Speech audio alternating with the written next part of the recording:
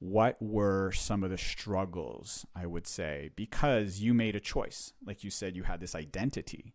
You identified as vegan. You built a business around being a vegan. I'm assuming you had Yeah. members of your community that were Oh, yeah. militant vegans. And I use the word militant only because I think of all the ways of eating, that community can be very militant and very Yeah. unwilling to bend to a certain extent Yeah. when it comes to their beliefs, and that's, to each our own.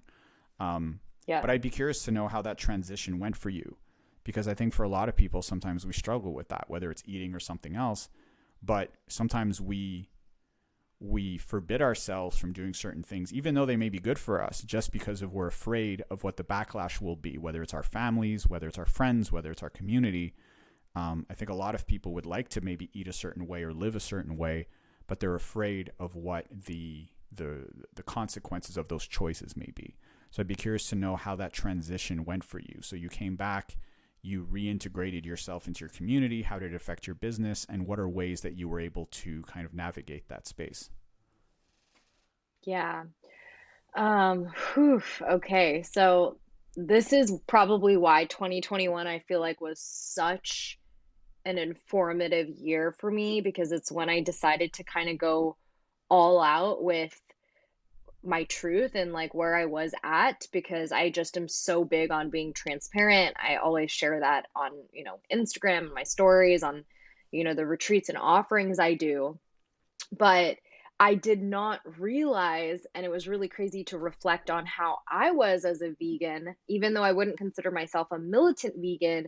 If I saw someone who is even still like plant-based and maybe would have eggs or seafood and like, once in a while, there was still a lot of judgment that came up for me. And I was like, oh, well, they're still, they don't like, they're still not 100% vegan. Or I've had people try to have open-minded conversations with me about how vegan might not be the only solution for the planet and how there's other, modalities like regenerative farming. And I remember just not even wanting to accept that information, because in my head, it like I wasn't even able to be open. I was always cordial with talking, and I've seen some conversations and actually have gotten messages that are very not cordial. But it was just I just to share that, because I really do understand, and I'm so grateful for this journey, because I understand what it's like now to be on that like militant side of veganism, and then also on the other side where it's just like, wow, they just really don't get it, or they're not willing to look, on the other perspective. So around when we talked, it was pretty crazy, because that was when I was starting to incorporate animal foods. And I felt that like unwavering craving and desire. Like, I remember I hadn't even really had red meat my entire life, maybe like a Carl's Jr. or In N Out burger growing up, but really through middle school and up, no red meat at all. So when I had like a bite of steak, I was literally salivating. And I was like, what is wrong with me? I wanted to deny that part of me so much. And I was like, what's going on? Why does every part of my being want to like eat red meat right now? This is crazy. Um, so there was a lot of guilt, I would say, for especially the first 6 months of this journey. And I would share snippets of it because I, again, really like to be transparent. It's never something that I tried to hide, but I definitely didn't share like the extent of how much I wanted to eat right off the bat, because of course I remember I posted this story of like Wagyu, because it was my first time trying Wagyu, which is like a really like specific kind of beef. Um and I had someone in the vegan community respond, and they were like, "Wow, they make vegan Wagyu." And I was like, "No." Like, I was just, because I mean these days they make vegan everything. So that's not like a far off question, but I was like, "No, it's real." And the response was like, "Oh, that's a bummer." And I was like, dang, because like for me, that was such a beautiful, exciting experience of tasting something so delicious and it being so satiating. So it started with a few responses of that, like just surprises from the vegan community, because they definitely were watching my stories and my social media. I was like, oh, like I didn't know that when did you start eating meat? Just kind of like surprises, but more so just like disapproving and disappointed.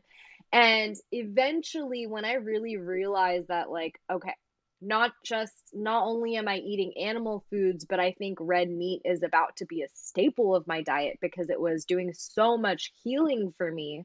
I had to share more. And of course, for me, I don't just take things like a little bit. Like, I love to go all the way. And I also did a lot of research on the ultimate elimination diet, which is where you're basically just eating full on carnivore. I'm not strict carnivore anymore, but I did that for almost like the entire summer of 2021 and a little bit longer. And of course, I shared that, but that's where I realized like a lot of people unfollowing. Facebook community we talked about is very vocal, and it clicked to me after sharing a few posts that I was like, wow, all the people in my community are people that I built while I was really pushing towards veganism and doing all these vegan events. So the audience that I'm communicating with is like, of course I'm going to get triggering responses. I'm literally triggering everybody in my community right now who especially people who are plant-based and vegan. So that was a lot for me to process because there was so much defensiveness that came up, and this entire experience has been like a very spiritual grounding experience for me because later I was like, wait, I was there. Like, I literally remember all of the thoughts that are there coming up with. I was there. Maybe I didn't type it out the same way that they did, but I was there. And so it just started with that. But eventually, I actually got to the point where even the retreats that I was hosting, I was like, I'm not going to offer a vegan retreat if that's not my truth anymore. And this is something I feel strongly enough that I've experienced myself that I really want to bring forth to people. So that shifted.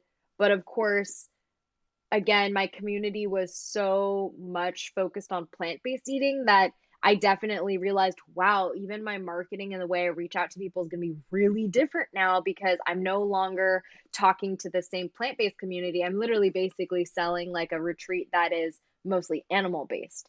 So it was definitely a process, and I honestly think I'm still kind of in the process of figuring it out, but I've gotten so much peace with myself because I realized like this is just going to keep triggering people because right now it's not just the community, it's like the national push or even international push on people is to go more plant-based.